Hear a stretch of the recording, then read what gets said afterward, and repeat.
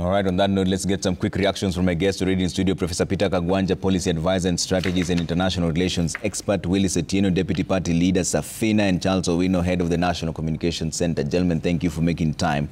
Prof, I'll start with you for quick reactions on this. What went wrong in the AUC, especially when you start with the candidate, Raila Odinga? He was touted as the man, former experience as a former Prime Minister, former AU representative for infrastructure.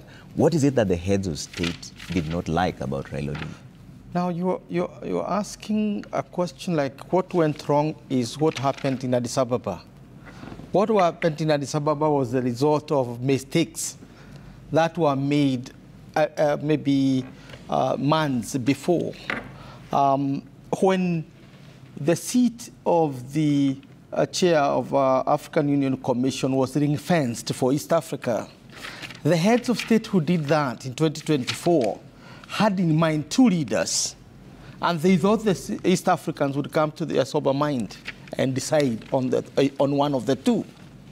And the two had immense experience to deal with the humongous problems that Africa has been facing. One is Jakaya Kikwete of Tanzania and his experience.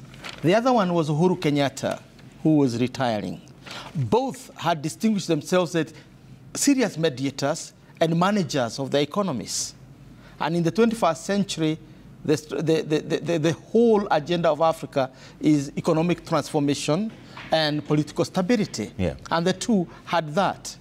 Obviously, Kenya played a local card about 2027 succession. And therefore, we presented a very respected man, a very honorable man, with a huge legacy as one of the makers of 20th and 21st century Kenya. Yeah. Then you go to parade him a job for a 50-year-old. 50-year-old is what you are going to give for an eminent elderly leader. And this, you know for sure, is a job of, honorably speaking, of a note-taker for heads of states. He's not a peer. It's not about peerage.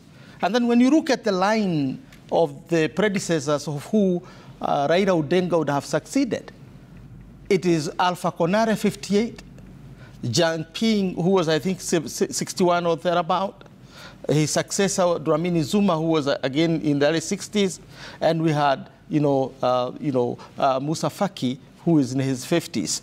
And the one who has just been elected is 59. Yeah. So when we say you are presenting the right man for the wrong job, this was Kenya's mistake. And I hope that we have learned a lesson. Okay. That we go for the ablest and the best for a job. Because you can give somebody a job and mess him up. Now, we as Kenyans, we have lost an opportunity as a people.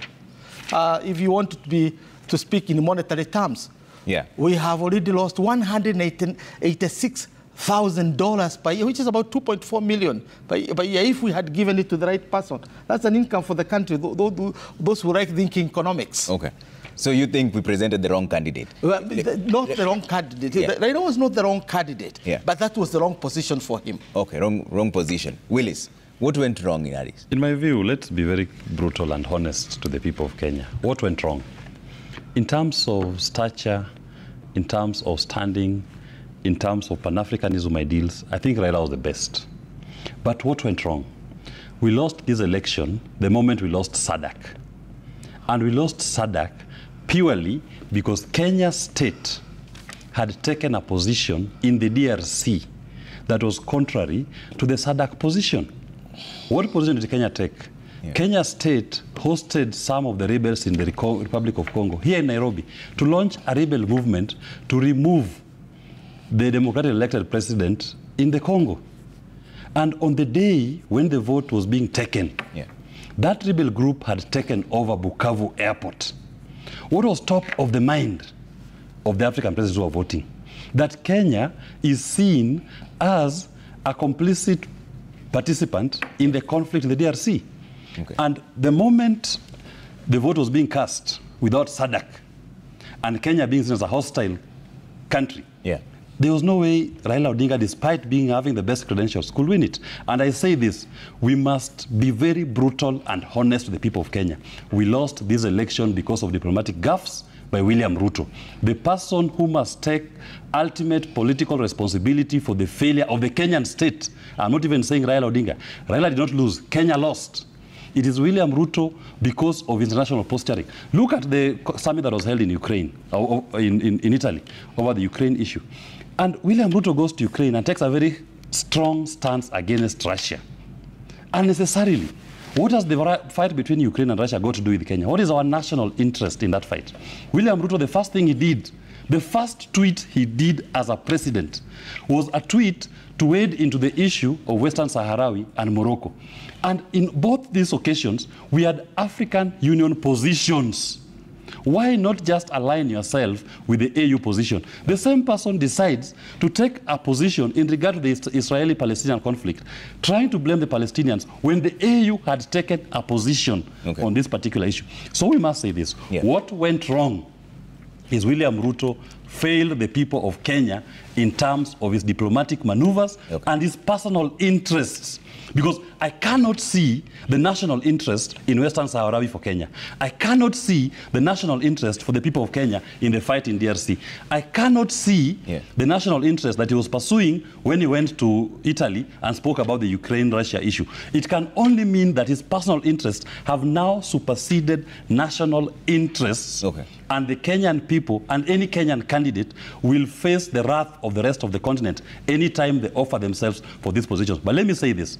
The votes that Raila got, in my view, were largely votes that he got out of the sheer character and strength of the individual. Otherwise, the rest of the continent was against Kenya. All right. Owino, what went wrong in your view?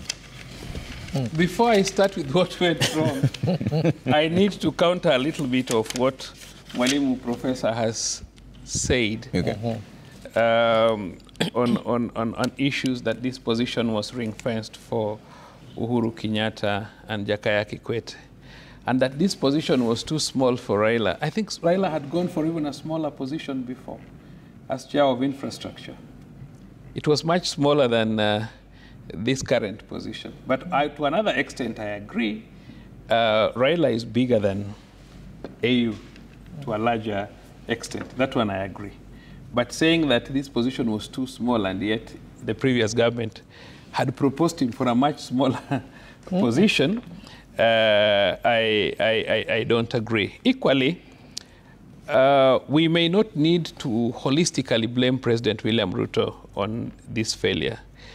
I think there is a general problem that Africa may be having with Kenya, because even in Amina's position, you remember we went 6 rounds and she won 8. She won most of them, I think up to the 6th round she won, and we still lost. I think African Union, the rest of Africans who are majorly not Muslims, not Arabs, not Anglophone, need to rethink on how to manage their affairs in African Union. If you go to our countries in the northern Africa, you go to those countries on the north, almost all of them, the Arab countries, you find they more play the politics of Middle East. It's just like in East Africa, we have Tanzania, both in SADC and in East African Community because of their previous record. So even the countries on the north, they see themselves more of Middle East and so on.